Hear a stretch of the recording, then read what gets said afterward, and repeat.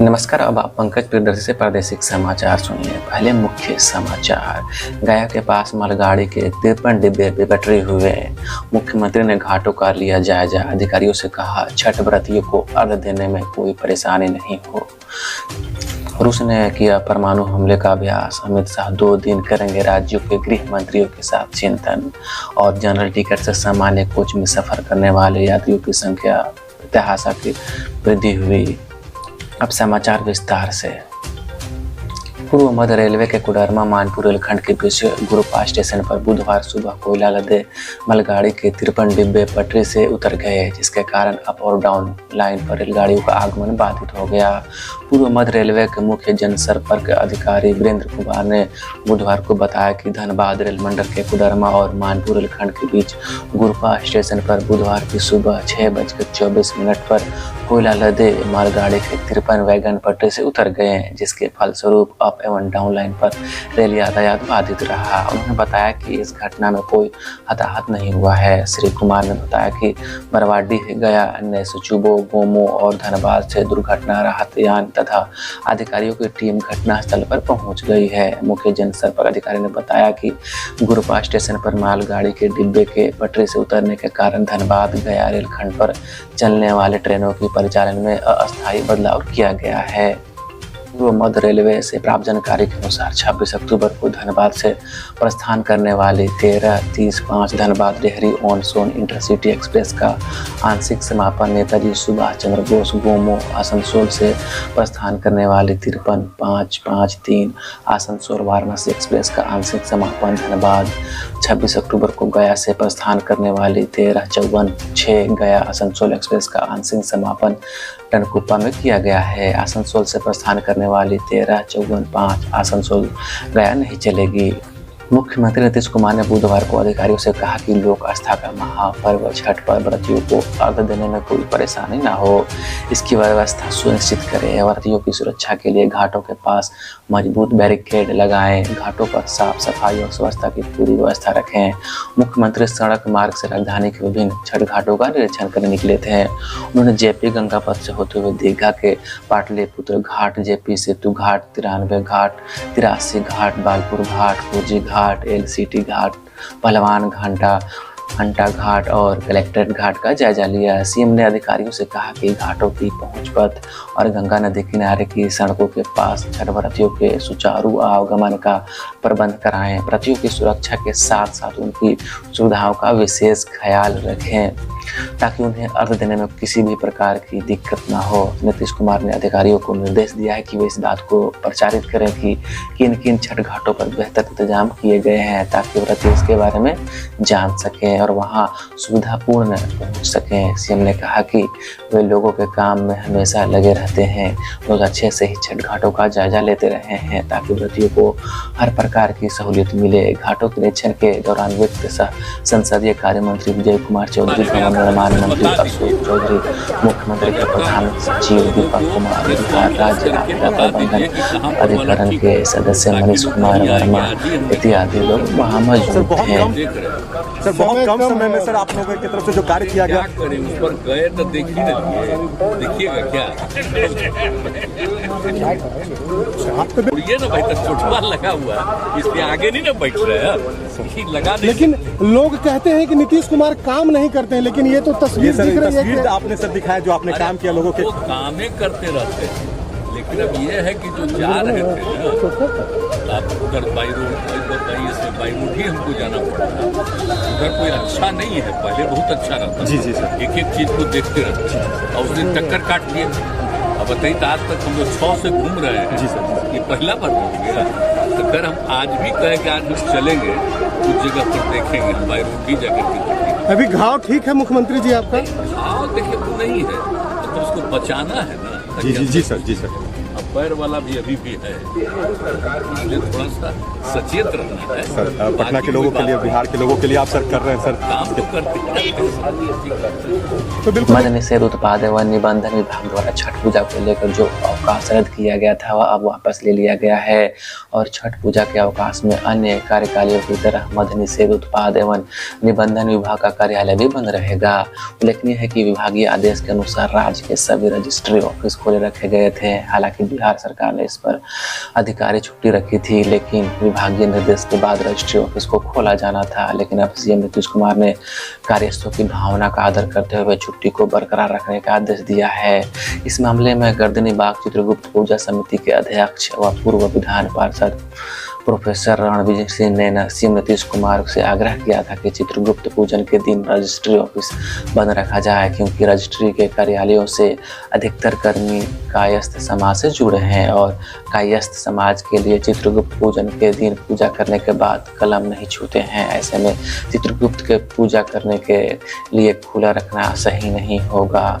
उन्होंने कहा कि सीएम नीतीश कुमार का आभार, जिन्होंने कार्यस्थलों की भावना का आदर करते हुए चित्रगुप्त पूजन के दिन छुट्टी का प्रावधान किया है। दूसरी ओर मुख्यमंत्री नीतीश कुमार ने चित्रगुप्त पूजा एवं भाई दूज पर्व के अवसर पर प्रदेश और देशवासियों को हार्दिक बधाई एवं शुभकामनाएं दी हैं। मुख्यमंत्री ने अपने संदेश में कहा कि ज्ञान के अधिष्ठा देवता चित्रगुप्त भगवान की पूजा एवं आराधना से लोगों में पढ़ने लिखने की अभिरुचि बढ़ती है। लोगों में पढ़ने लिखने के प्रति बढ़ती हुई अभिरुचि के फलस्वरूप बिहार में ज्ञान और शिक्षा का प्रकाश घर घर फैलेगा। आज का युग ज्ञान का युग है। सबके प्रयास से बिहार सुखी, समुन्नत और समृद्ध बनेगा।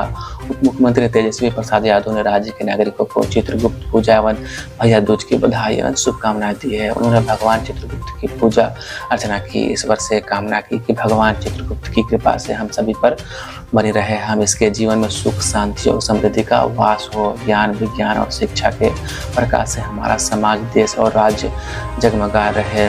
भगवान चित्रगुप्त की कृपा से गरीबी, बेरोजगारी का अंत हो, हर घर में आर्थिक समृद्धि आए। विधानसभा उपचुनाव को लेकर मोकामा में बाहुबली विधायक अनंत सिंह की पत्नी नीलम देवी आरजेडी की उम्मीदवार हैं। दो बाहुबलियों का गढ़ कहे जाने वाले मोकामा पर सबकी नजरें टिकी हुई है। महागठबंधन नेताओं ने जीत की पक्की करने के लिए अपनी पूरी ताकत झोंक दी है। जदयू के राष्ट्रीय अध्यक्ष और मुंगेर लोकसभा के सांसद ललन सिंह मोकामा के बाहुबली विधायक अनंत सिंह की पत्नी नीलम देवी के लिए चुनाव प्रचार कर रहे हैं। इसी दौरान जदयू के राष्ट्रीय अध्यक्ष ललन सिंह ने बीजेपी पर जमकर हमला बोला। ललन सिंह ने कहा कि यहाँ बीजेपी 40 नहीं 80 स्टार प्रचार उतार दे, लेकिन उससे कोई फर्क नहीं पड़ने वाला है।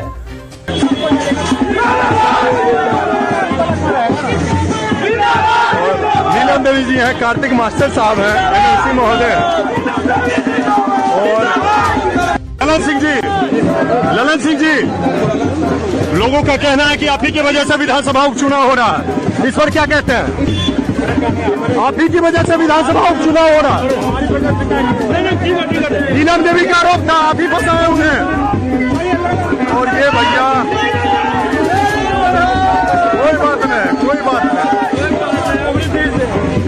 मुख्यमंत्री नीतीश कुमार ने बुधवार को विजयचंद्र पटेल स्थित नवनिर्माण विधायक आवास का फीता काटकर उद्घाटन किया। उन्होंने नवनिर्मित भवनों का निरीक्षण कर उनसे मेंटेनेंस व परिसर की सफाई का निर्देश दिया है। सीएम नीतीश कुमार ने कहा कि परिसर में पौधारोपण कराएं, साथ ही उसका रखरखाव ढंग से कराएं। परिसर में सुरक्षा की हमेशा पुख्ता व्यवस्था रखें। आधुनिक सुविधाओं से युक्त नवनिर्माण विधायक आवास का निर्माण कराया गया है। नवनिर्मित आवासों का आज हस्तांतरण किया जा रहा है। बचे हुए आवासों का निर्माण तेजी से पूर्ण कराएं। आवासन परिसर के साथ साथ बाहरी परिसर की भी साफ सफाई और रखरखाव का कार्य बेहतर ढंग से कराएं, ताकि यह जगह सुंदर और आकर्षक दिखे। कार्यक्रम के बाद मीडिया से बात करते हुए मुख्यमंत्री ने कहा कि 2011 में बिल्डिंग बनाने का निर्णय लिया गया था और 2012-13 इस तरह की बिल्डिंग बनाई जाएगी। इसके लिए सुझाव मांगा गया था। जो लोग पहले से यहाँ रह रहे थे उनके आवास खाली कराना मुश्किल हो रहा था, फिर यहाँ रह रहे लोगों के लिए बाहर का इंतजाम कराया गया। हम जल्द से जल्द इसका निर्माण कराना चाह रहे थे। निर्माण कार्य में आ रही सभी बाधाओं को दूर करवाया गया है और फिर काम शुरू हुआ, लेकिन जितनी तेजी से निर्माण होना चाहिए था उतनी तेजी से नहीं हो रहा था। मैं बहुत बार प्रयास किया, लेकिन निर्माण स्थल पर कार्य देखने गया और तेजी से निर्माण कराने का निर्देश दिया। पिछले साल भी हम देख कर गए थे। मुख्यमंत्री ने कहा कि 2019 में ही विधान परिषद की 55 बिल्डिंग का निर्माण हो चुका था। अभी 20 बिल्डिंग का निर्माण और होना बाकी है। यहाँ पर सभी सिर्फ 65 बिल्डिंग का निर्माण हुआ है, जबकि 243 निर्माण होना है। ताकि सब लोग सुझाव दें, सलाह दें, कैसा बिल्डिंग बनना चाहिए, ये सब करके किया जाए। लेकिन जो लोग पहले रह रहे थे उनका खाली करना मुश्किल हो रहा था, ये तो चाह ही रहे थे। बाद में ही जब सब लोगों के लिए हो गया कि नहीं मिलेगी, आप देंगे, आप बाहर रह सकते हैं, तो सब कुछ सब तय किया गया। तो उसके बाद हुआ और बीच में जब उसके बारे में टेंडर भी हुआ तो कई तरह की कठिनाइयां भी आ गई थी और बाद में फिर कोई कोर्ट में भी मामला चला गया था। सब देखा गया कि नहीं ये तो पुराना स्पेस है हम लोगों का, इसलिए सब कुछ हो गया। तो उसके बाद सब निर्माण शुरू हो गया, लेकिन जितना तेजी से होना चाहिए था नहीं हो रहा था। तो हमको बड़ा तकलीफ था, बहुत बार आकर के कहते रहे कि भाई इसको तेजी से करो। अब लास्ट ईयर भी आकर के हम एक बार देख करके गए, तो अब वही अब हो गया है इतना कम से कम 65 का, और वहाँ पे पहले ही से हम लोगों ने कर दिया था मेरे ख्याल से 19 में ही विधान परिषद का 45 बिल्डिंग का 55 बिल्डिंग और 20 बचा हुआ है। और यहाँ तो अभी समझ लीजिए कि सिर्फ 65 हुआ, अब होना है 243। और ये सब जो जानते हैं पहले से, इसके लिए नियम हम लोगों ने बना दिया है कि कोई भी बिल्डिंग जो होगा वो पहले ही से अलग अलग जिले के अलग अलग क्षेत्र के लिए वो और उनको वो मिलेगा। जैसे ही आएंगे वो इसमें रहेंगे। अगर उसमें से कोई और लोग हो गए जिनको अन्य जगह मिला तो ये कौन रहेगा, अन्य जगह बढ़ जाएंगे, वो किसी दूसरे को नहीं मिलेगा। इसलिए तो तय रहेगा, यानी जितने विधायक हैं, जितने विधान पार्षद हैं, सब लोगों के लिए एक एक बिल्डिंग तय रहेगा कि जब भी जो भी होगा उस स्थान से उन्हीं को मिलेगा वो जगह। इसके लिए छठ पर बिहार आए लोगों के लिए विशेष ट्रेन की व्यवस्था से संबंधित प्रश्न पर मुख्यमंत्री ने कहा कि महापर्व पर बिहार आने वाले किसी को दिक्कत नहीं हो, इसके लिए रेल अधिकारियों से बात की गई है। भाजपा के राष्ट्रीय प्रवक्ता सैयद शाहनवाज हुसैन ने कहा कि भारत में अल्पसंख्यक समाज पूरी तरह महफूज है और सबका साथ, सबका विकास, सबका विश्वास के मंत्र के साथ देश एक एक नागरिक की हर समुदाय का फिक्र की जा रही है। असदुद्दीन ओवैसी भड़काऊ बयान देकर देश में हिंदू और मुस्लिम समुदाय के बीच मतभेद पैदा करना चाहते हैं। बेशक इसमें असदुद्दीन ओवैसी को सियासी फायदा दिख रहा हो, लेकिन देश में कोई उनकी ऐसी बातों को गंभीरता से नहीं लेता है और न ही अल्पसंख्यक समाज उनके झांसे में आने वाला है। भाजपा के राष्ट्रीय प्रवक्ता और पूर्व केंद्रीय मंत्री सैयद शाहनवाज हुसैन ने कहा कि देश इस वक्त बेहद परिपक्व और बेहतरीन नेतृत्व के साथ साक्षी बन रहा है। हर क्षेत्र में देश की तरक्की हो रही है, पूरी दुनिया मुश्किल में है। ऐसे हालात के बावजूद भारत में स्थिति काफ़ी बेहतर और तेज प्रगति की ओर अग्रसर है। कुछ लोगों को यह हजम नहीं हो रहा है कि वो फिजूल की बातों से देशवासियों का ध्यान अपनी ओर खींचना चाहते हैं।